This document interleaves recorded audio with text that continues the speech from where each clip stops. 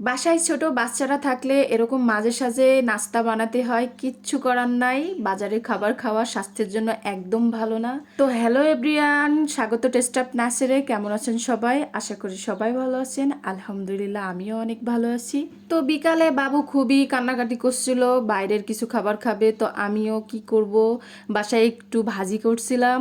ভাজিটি আমি করছিলাম আসলে ভাতের সাথে খাওয়ার জন্য। তো খাওয়ার পরেও ভাজিটা রয়ে গেছে। তো কি করব ভাবছি, সেই ভাজি দিয়ে বাবুকে একটা ভালো করে রোল বানিয়ে দেব। ওকে মজাও পাবে আর ওর স্বাস্থ্যের জন্য সেটা হেলদি হবে। তো বাসায় আটাও ছিল। আটাটা আমি একটা বাটিতে নিয়ে তার ভিতরে একটু লবণ দিয়ে একটু সয়াবিন তেল দিয়ে পানি দিয়ে সুন্দর করে আটাটা মাখিয়ে নিয়েছি এবং সুন্দর করে মুথে নিয়েছি। তো তারপরে এরকম ছোট ছোট পিস করে ময়দাটাকে একটা বল শেপ করে রুটি বেলে নিয়েছি। রুটিটা বেলে তার ভিতরে একটু পাতলা সাইজের বেলবেন, যাতে ওর ভিতরে পুরটা দেওয়া যাবে। তো রুটিটা একটু পাতলা করে বেলে তার ভিতরে আমি সেই বাসায় রান্না করা ভাজিটা ওর ভিতরে দিয়ে একটু পানি দিয়ে সুন্দর করে চারপাশটা একটু পানি দিয়ে লাগিয়ে রেখেছি, যাতে রোলটা বেলার সময় পানিটা মানে আটাটা আঠার মতো কাজ করে। চারিপাশ ঘুরিয়ে ঘুরিয়ে দিতে হবে যাতে সব জায়গায় লাগে।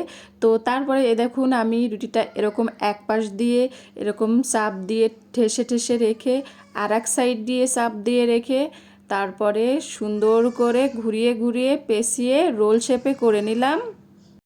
এভাবে আস্তে আস্তে প্রতিটি রোলই আমি একটা একটা করে বানিয়ে নিয়েছি।